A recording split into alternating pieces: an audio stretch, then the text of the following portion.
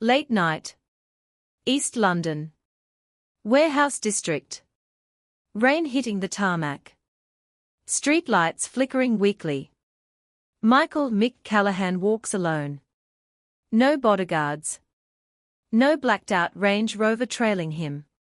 Just him, coat collar up, hands in pockets, trying to walk off the worst day he's had in years. 2 shipments seized at the port. A rival crew pushing into his territory.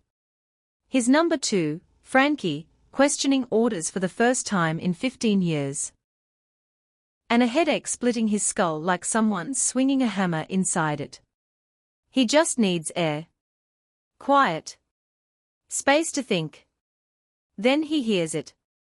Shallow. Wet. Gasping breaths. Mick stops. Every rule he's lived by screams in his head. Keep walking. Never get involved with police. Never. But the gasps get weaker. More desperate. Like someone running out of time. His feet move anyway. Around the corner. Behind a line of industrial bins. There she is. A woman in a police uniform. Slumped against the wall. Blood pooling underneath her. Face swollen and cut. One eye almost closed. Badge hanging crooked. Hand pressed weakly to her side, blood oozing between her fingers. Mick stands over her. Heart pounding hard. She's young. Early 30s. Dark hair plastered to her face with rain and blood. Her good eye finds him. Recognition flashes, even dying, she knows who he is. Mick Callahan. The man the Met has been trying to lock up for 15 years. No, she rasps. Tries to push herself back. Fingers claw weakly for an empty holster. Easy, Mick says, voice low, calm. I'm not here to finish the job. Panic spikes in her eye. You're Callahan. Yeah? And you're bleeding out in an alley. Unless you want to die right here, let me help you. She tries to shake her head. Blood bubbles at the corner of her mouth. Can't trust you. Mick gives a short, bitter laugh. Darling, if I wanted you dead, you'd already be dead. I've got better things to do tonight than watch a copper bleed out. He kneels. Puts his hand over hers. Adds firm pressure to the wound. She cries out, short and sharp. Who did this to you? He asks. Who? Tears mix with the blood on her cheeks. My partner. The word hits him like a fist. Mick's jaw clenches. Say that again. Set me up, she whispers. I was investigating them, they found out. Mick's mind races. A detective looking into dirty cops. Betrayed by her own team. Left to die like trash. This isn't random violence. This is cleanup. Execution. He looks around, empty alley. No cameras. No witnesses. 2 choices in front of him. Walk away. Keep the rule. Protect his people. Protect everything he built. Or? He thinks of his little sister, Chloe. 17 years old. Found cold on the bathroom floor. Overdose. Gear cut with fentanyl. Dealer working openly 3 streets from a police station. Cops taking cash every week to look the other way. He never got justice for Chloe.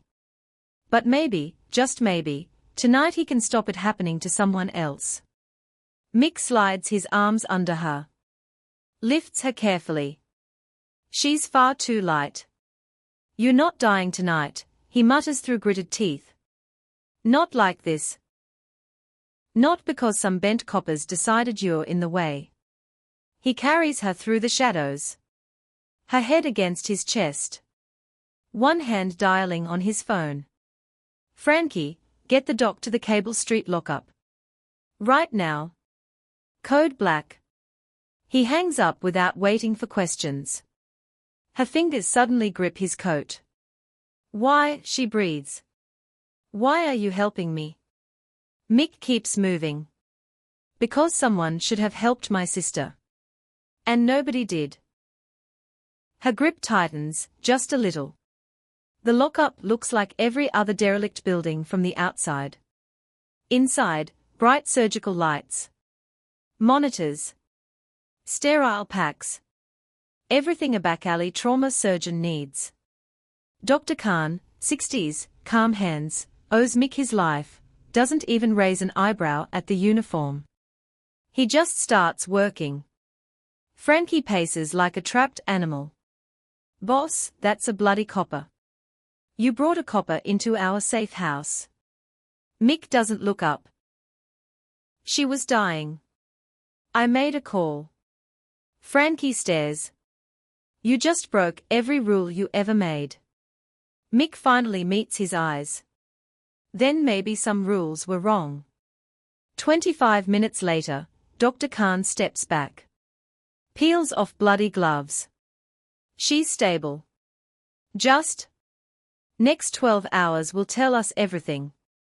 Mick nods. He pulls a chair next to the bed. Sits. Watches her breathe. Hours pass. Dawn starts creeping through the metal shutters. She stirs. Groans softly. Eyes open, sharp, alert, afraid. Where am I? Somewhere safe, Mick says quietly. You were dying in an alley. I brought you here. Recognition hits her again. She tries to sit up, gasps in pain. Monitors beep faster. Don't move, he tells her firmly. Collapsed lung.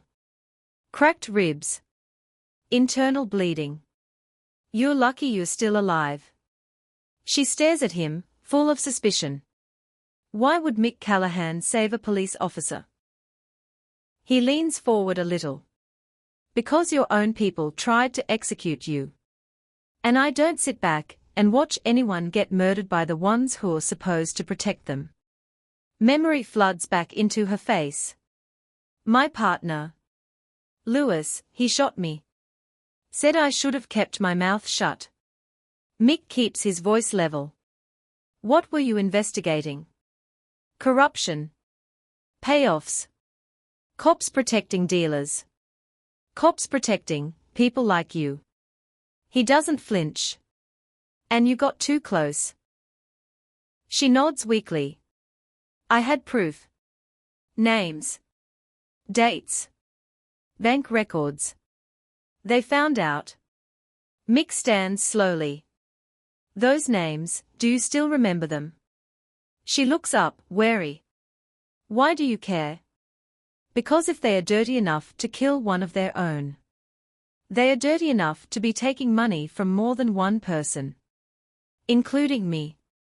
Her eyes widen, pieces falling into place.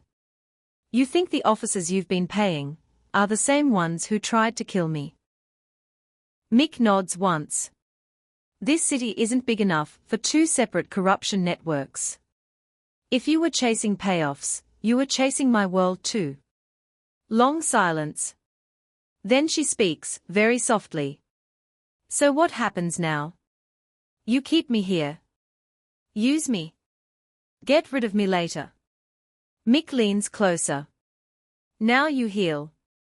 Then we do something neither of us ever expected. She narrows her eyes. Which is? We take down every dirty copper in this city. Together. She laughs. Weak, bitter, painful. You're insane. You're organized crime. I'm a detective. Are we still enemies? He asks quietly. Because from where I'm standing, your side tried to murder you. And my side just saved your life. She stares at him, torn. Finally, almost a whisper. What's your real name? He hesitates. No one has asked that in years. Michael, he says. Michael Grant. She nods slowly. Sarah, Sarah Brooks.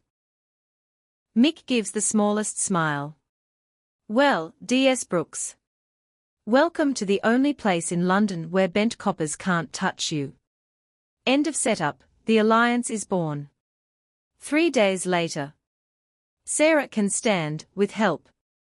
Ribs still burn. But the fire in her eyes is stronger than the pain. The lockup is now both cage and fortress. Mick's people listen to police radio. What they hear makes his blood run cold. Detective Sergeant Sarah Brooks, missing, presumed dead. Memorial service being arranged. Badge number retired. Case closed. No real investigation. No hunt for her killers. Just, gone. Sarah stands by the window, staring at the city she swore to serve. They are not even looking for me, she says bitterly. 7 years. Commendations. And they've already written me off. Mick stands behind her. That's because they want you gone. You being alive destroys their story. She turns to face him. So what's your plan, Michael? Because I know this wasn't charity. He doesn't pretend. I want the names. Every dirty copper on your list. Every payment you documented. Every connection you found. She laughs harshly. And then what? You kill them. Add more bodies. That's not justice, that's revenge. Mick's eyes go hard. You think I built what I have on revenge? I built it on survival. On protecting people the system failed. People like Chloe. People like you. Sarah softens slightly. Your sister. Mick looks away for a second. Chloe. 17. O.D on bad gear. Dealer operating 3 streets from a police station. Cops took $500 a week to let him stay open. He steps closer. So don't talk to me about justice, Sarah. I know exactly what this system protects, and it isn't us. She's quiet. Then, gently. I'm sorry about your sister. Mick turns away. Don't be sorry. Just help me make sure it never happens again. The door flies open. Frankie bursts in, pale. Boss, big problem. What kind? Lewis and 6 other coppers just surrounded the building. Sarah goes cold. They found me. Frankie shakes his head. Not officially. No uniforms. No backup. Just 7 armed men who want blood. Mick's mind clicks into gear. Basement. 3 men on her. Your life on hers. Sarah grabs his arm. What about you? Mick pulls a pistol, checks the magazine. I'm going to talk to your old colleagues. You can't fight 7 armed officers, she says urgently. They'll kill you, then come in and finish me. Mick gives a cold smile. Sarah. I've been fighting dirty coppers since I was 16. They don't scare me. Frankie starts pulling her toward the stairs. She looks back one last time. If you kill them, you prove everything they say about you. That you're the monster. Mick meets her eyes. Maybe I am. But I'm a monster who saves people. What are they? She has no answer. Outside, Lewis and his crew move in formation. Lewis, 40s, heavy build, dead eyes. If she's alive, she's in there. Find her. Kill her. Kill anyone who helped. They reach the steel door. Locked. Lewis signals, breaching charge. Before they can set it, the door opens. Mick stands there. Unarmed. Calm. Hands visible. Evening, lads, he says politely. Can I help you? Lewis's gun comes up instantly. Callahan, step aside. We believe you are harboring a fugitive. Mick smiles, thin and dangerous. You mean the detective you shot and left to bleed out? Bad luck, she didn't die. Lewis's finger tightens on the trigger. Where is she? Somewhere you'll never reach. Mick leans casually against the doorframe. Here's how this goes.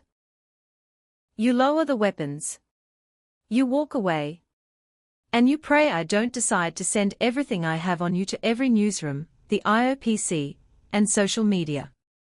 Lewis laughs, ugly sound. You're threatening us.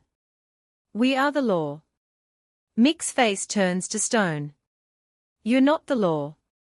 You're criminals in uniforms. The difference between you and me. I don't pretend to be holy. One of the younger officers speaks, nervous. Sarge, maybe we should. Shut up, Lewis snaps. He raises the gun higher. Last chance. Hand her over or we come in shooting. Mick doesn't move. Then make your first shot good. You won't get another. Lewis's face goes red. He starts to squeeze. Red laser dots appear, one on every chest in Lewis's team. 20 of Mick's men on the rooftops. Waiting. Lewis freezes. His crew looks around in panic. You were saying? Mick asks calmly. Something about shooting. Lewis's voice shakes. You're making a huge mistake, Callahan. We have friends. Connections. You can't fight the whole force. I'm not fighting the whole force, Mick says. Just the rotten part. And D.S. Brooks has everything. Names. Dates. Bank records. Every bribe you took. Every dealer you protected. She was going to expose you 3 days ago. Now she has my protection, and my personal interest in seeing you all go down. Lewis trembles. You're bluffing. Try me. 10 long seconds. Finally Lewis lowers his weapon. His team follows, unwillingly. This isn't over, he growls. Mick nods. Agreed. It's only just beginning. They back away into the rain. Frankie brings Sarah up. She stares at Mick, shocked. You just faced down 7 armed officers. I had a plan, he says simply. What plan? Mick turns to her. They don't know I've been recording them for years too. Every payment they took from my organization. Every meeting. Every envelope. I have proof that links them to dealers, traffickers, murders. They are not fighting one detective anymore. They are fighting a network. Sarah sits down hard. Why keep evidence against people you were paying? Mick's expression is grim. Because I learned early, never trust anyone you can't destroy. They were never partners. They were liabilities. Now they are exposed. Sarah looks at him with new eyes. You're not just a criminal. You're a strategist. In my world, Mick says, there's no difference. Outside, more headlights appear. Not 7 cars. 20. 40 officers. The building is surrounded. Frankie swears. We are trapped. Sarah goes pale. They are going to storm it. Kill everyone. Call it a gunfight. Mick pulls out his phone. One call. I need everything. Now? He hangs up. Looks at Sarah. How much do you trust me? Not at all, she says honestly. Good. Because what I'm about to do will either save us both, or get us both killed. Follow my lead. No questions. She looks at the police outside. At the rooftops. At Mick's men ready for war. Then she nods. Okay. I trust you. Mick grabs a megaphone. Steps onto the catwalk overlooking the yard. His voice rings out, clear and strong. My name is Michael Callahan. And I'm here to expose the biggest corruption scandal this city has ever seen. Every officer down there, ask yourself. Do you know who you're really working with? Because some of your colleagues aren't here to serve and protect. They are here to bury the truth. Sarah steps out beside him, visible to everyone. Alive. Proof. Detective Sergeant Sarah Brooks, Mick continues. Shot by her own partner. Left to die in an alley. Because she was investigating police corruption. She's alive. Despite everything they did. Murmurs spread through the ranks. Lewis's voice blasts over police speakers. Don't listen. He's a criminal. He's lying. Mick holds up a USB drive. This has 3 years of proof. Bank records. Recordings. Evidence of 15 officers taking bribes, including the man giving you orders right now. Lieutenant Lewis. Chaos. Some officers stare at Lewis in shock. Others look at their colleagues, suspicion everywhere. A strong voice cuts through. Stand down. Captain Helen Ward pushes forward. 50. Grey hair. 28 years on the job. Known for being incorruptible. She looks up at Mick. Callahan, you claim you have evidence of corruption in the Met. Mick holds the drive high. 15 officers. 3 years. Names. Dates. Transfers. All verified by D.S. Brooks before one of your own tried to murder her. Ward looks at Sarah. Brooks, you're alive. Yes, Sarah calls down. And everything he says is true. Lewis and 6 others ambushed me. Beat me. Shot me. Told me I was a liability. Ward's jaw tightens. That's a very serious accusation, Sergeant. I know. That's why I spent 3 years gathering evidence. Lewis reaches for his gun. Hands where I can see them. Ward snaps. Lewis freezes. His crew looks panicked. Ward's voice rises. Nobody moves. If what D.S. Brooks says is true, we have a cancer in this department. And I will cut it out, no matter who it touches. She looks back at Mick. Callahan. I want that evidence. Verified independently. Not your people. Not mine. Federal. Mick nods slowly. Agreed. One condition. Ward narrows her eyes. You're not in a position to make conditions. I am when the evidence also names 3 counselors, 2 judges, and a deputy assistant commissioner. You want to clean this city. Then we do it properly. Full federal investigation. Immunity for D.S. Brooks. Protection for both of us until every corrupt name is in custody. Ward is silent for a long moment. Then she speaks into her radio. Captain Ward.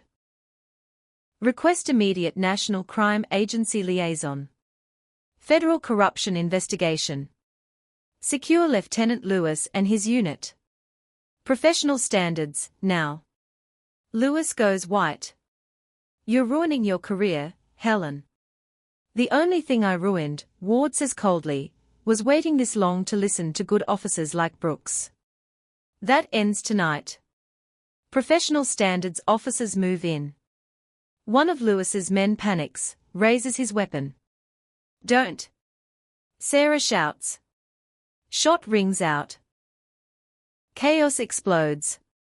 Officers dive for cover. Return fire from rooftops. Glass shatters. Mick grabs Sarah, pulls her back inside. Move. They run through corridors. Frankie meets them. East side clear. Mick shakes his head. We are not running anymore. He turns to Sarah. Your original evidence, where is it? My flat, she says. Hidden in the ventilation duct. No one knows. Mick grabs his phone. Frankie, team to DS Brooks's address. West Ham, flat 4B. Retrieve the package in the vent. Bring it here now. Boss, roadblocks everywhere. Do it.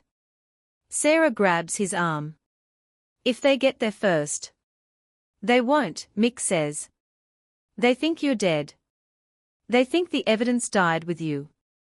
That's our advantage. Outside, shooting stops. Ward's voice over megaphone.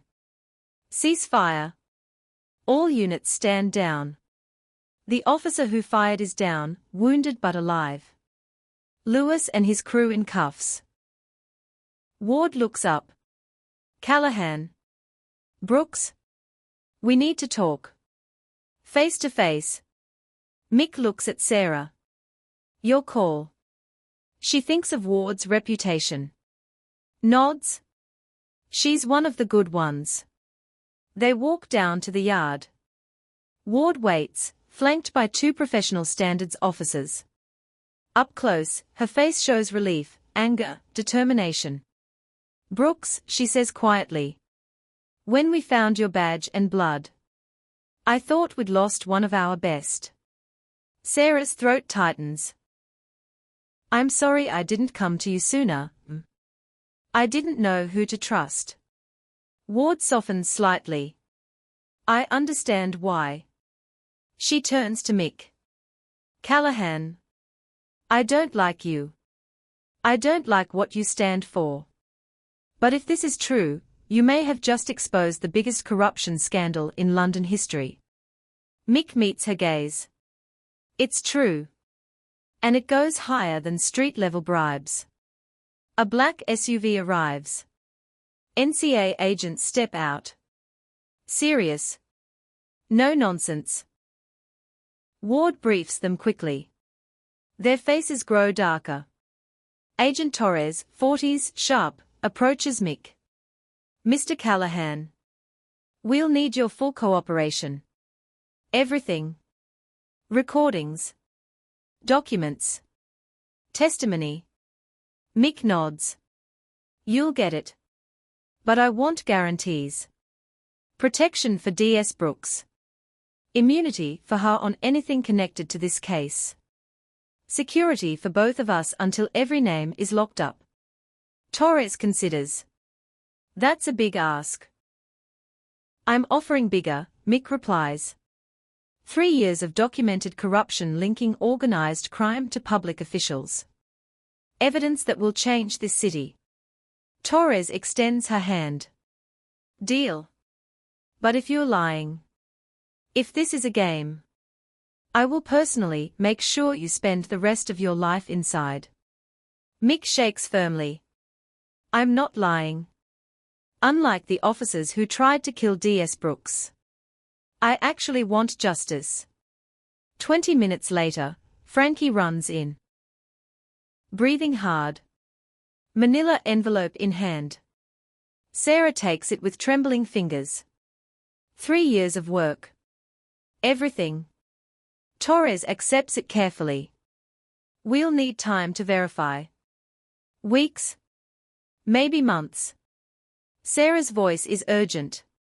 We don't have months. Lewis isn't working alone. There are people above him who will bury this. Torres nods grimly. Then we move fast. And we protect our witnesses. She signals her team. DS Brooks and Mr. Callahan are under NCA protection, effective immediately. Nobody touches them. Lewis screams from the cuffs. You're protecting a gangster. A liar. Ward walks over to him. No, Lewis. We were the liars. We took an oath to protect and serve. We broke it for money and power. We became the thing we were supposed to fight.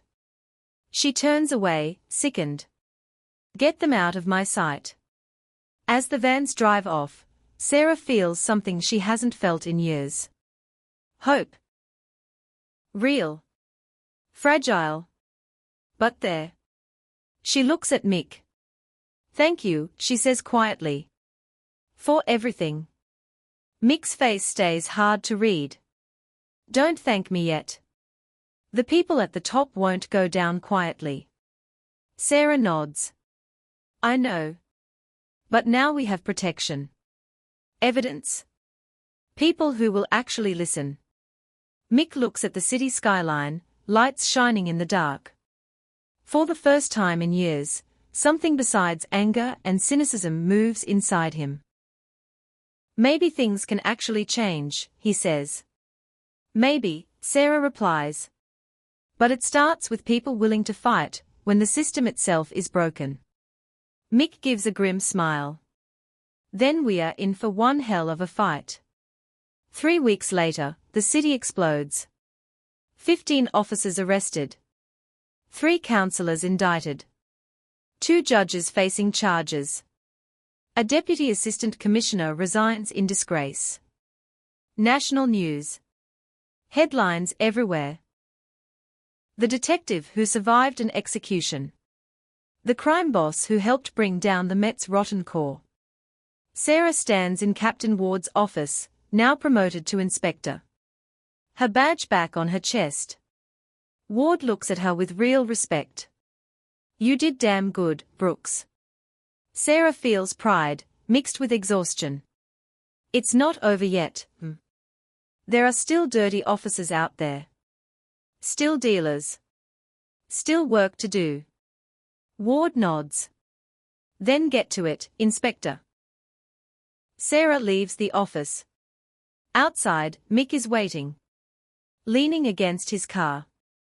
Looking completely out of place at a police station.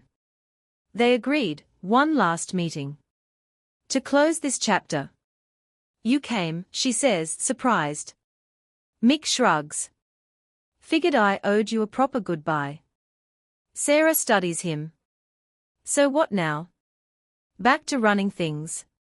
Pretend none of this happened. Mick is quiet for a moment. Then he says something she never expected. I'm retiring. Sarah blinks. What? He gives a small, tired smile. Turns out exposing corruption is terrible for business. My partners are nervous. My connections are gone. And honestly, I'm tired. Tired of the blood. The lies. The endless game. Sarah doesn't know what to say. So what will you do? Mick looks up at the grey London sky. Something different. Something that doesn't end in bullets and betrayal. Maybe something that actually helps people. The way you do. Sarah's chest tightens. Michael. Grant, he corrects softly. You can call me Michael Grant. She blinks. You've been using an alias this whole time. He smiles, small and real. In my world, real names get you killed. But if I'm starting over, I should start with the truth. Sarah extends her hand. Then goodbye, Michael Grant. And thank you. For everything. He shakes her hand, then pulls her into a brief, tight hug. Take care of yourself, Sarah. Make this city worth saving. She watches him drive away, disappearing into traffic. A criminal who became an ally. An enemy who became a friend. A man who proved that even in the darkest places, redemption is possible. Sarah turns back to the station. Badge heavy on her chest. The city still broken. But starting to heal. One arrest at a time. Across town, Michael Grant sits in an empty house. Businesses being sold. Empire being dismantled. Chloe's photo on the desk. 17 forever. Smiling. He picks up the frame. Runs his thumb over the cracked glass. Maybe I finally kept my promise, little sis, he whispers. Maybe I finally made things right. Outside, the city keeps turning. Corrupt officials fall. Honest officers rise. A broken system, slowly, being rebuilt. And two people, a detective and a former crime boss, proved something powerful. Sometimes justice doesn't come from the law. It comes from the courage to do what's right. No matter which side of the line you started on. If this story touched you, ask yourself, would you trust your worst enemy to save your life? Would you fight for justice when the system itself is corrupt? Because real heroes aren't always the ones wearing badges. Sometimes they are the ones brave enough to break every rule. Just to do what's right.